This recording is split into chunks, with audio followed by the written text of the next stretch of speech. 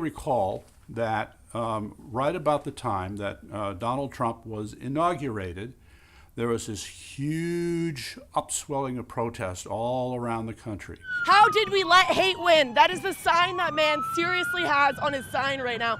While they are smashing windows and attacking people. That is the sign he has. How did we let hate win? Okay. Oh my God. Okay, we're going the other way. You've had this ongoing ferment where people who do not like Donald Trump have started to organize. And one of the flashpoints for this organization is something called Indivisible.com. And there's quite a number of groups forming up around the country. So people have been tempted to compare the rise of Indivisible with the rise of the Tea Party. So, as one of the founding members of the Tea Party, not founding, one of the original members of the Tea Party, dating back to 2009, I feel I have some perspective to offer on this. And this is the night where I'd like to share that perspective. First of all, I just want to make the point that all this talk, all this blather about what a bunch of racist, fag-hating people we are is just nonsense. Nonsense. If you really knew who the people are that make up the Tea Party, you'd realize how wrong you are. So I just need to get that out of the way. The real motivation for the Tea Party started in the middle of February 2009 when a certain gentleman named Rick Santelli... America, how many of you people want to pay for your neighbor's mortgage that has an extra bathroom and can't pay their bills? Raise their hand. How about we all...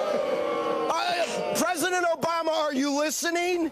We had the real estate bubble, which had burst several months earlier. And then we had that crisis in the stock market, and we were apparently in the middle of a recession. His concern was that the government, that would be Obama's administration, was talking about coming up with, quote, easy terms and accommodations for people who could not pay their mortgages.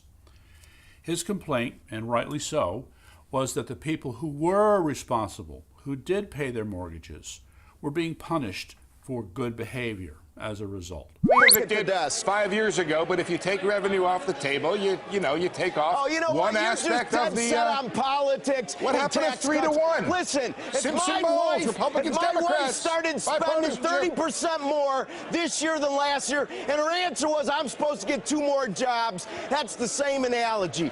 This all then turned to the fact that in February of 2009, there was an effort to pass a huge spending bill that was known pejoratively as porculus. And let me say this to all of the chattering class that so much focuses on those little tiny, yes, porky amendments. The American people really don't care. Nearly $1 trillion in spending for different parts of the economy. In a later analysis, it'll be pointed out this bill is a huge scam as far as spending was concerned. They called it a shovel-ready bill, and that turned out certainly not to be the case at all. It was a pay-off-your-buddies bill. So in the middle of this rant, Rick Santelli then says, all right, we need to have a party. Let's have, I think he said a tea party. We're thinking of having a Chicago Tea Party in July. All you capitalists that want to show up to Lake Michigan, I'm going to start organizing. Come on down. People around the country got the idea to go ahead and do this. The motivation for this had to do with bad decisions that were being made by the federal government. A federal government that we felt was overreaching and trying to control too much. Now let's move to Indivisible. The conditions for Indivisible were different.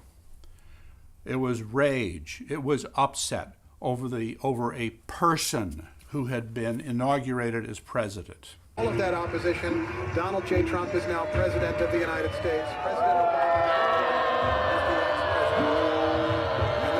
All right. You had 2 months to absorb this information. You still couldn't deal with it. So shortly after January 20th, that's for some strange reason, that's when some liberals and others decided to get serious. So you had various efforts, but the one that kind of congealed and floated to the top was the concept of Indivisible.com. We will resist. Basically, a group of former congressional staffers got together, and after the Trump election, we were feeling the way that a lot of people were feeling, just a lot of grief, anger, and sadness, and just trying to figure out who we were, what we could do. And I should point out that, yes, when the Tea Party was formed, we talked about grassroots resistance to the new administration as well. So that's about where the similarity ends. We have been talking about reining in government spending, rolling back regulation, stimulating the economy, doing all the things that were addressing what we saw as personal rights and liberties predicated on the ability of individuals to be responsible members of society. All right? Indivisible, on the other hand, is complaining about losing health care, losing any other benefits that they might have, the feeling that they'll be thrown out into the street, trying to protect illegal immigrants. When he starts to begin his plan of deportations of tens of millions of Latino people in the U.S., when people come for their neighbors, they're going to come up to the street. And turning a blind eye to Islamic terrorism, okay? Two very different approaches. I was at a recent meeting where Indivisible had a large presence in a town hall meeting for 3 state representatives, Tony Boucher, Gail Lavielle, and is it Dansby, I believe his name was? This group of Indivisible people were barely civil. Tony Boucher had to remind them that they must be polite and that this must be a civil discourse. And she was absolutely right about that. But you still have these people being testy. My message is to the folks at Indivisible, what I see is not something that I'm impressed by, okay? I don't see maturity. I don't see a sense of public service or public duty in what you're doing. I just hope you straighten it out, okay?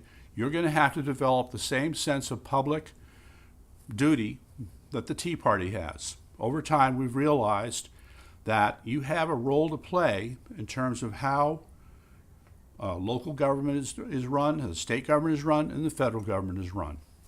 Will you be able to carry that message forward? Will you be able to persuade people to your point of view? That's going to be your test.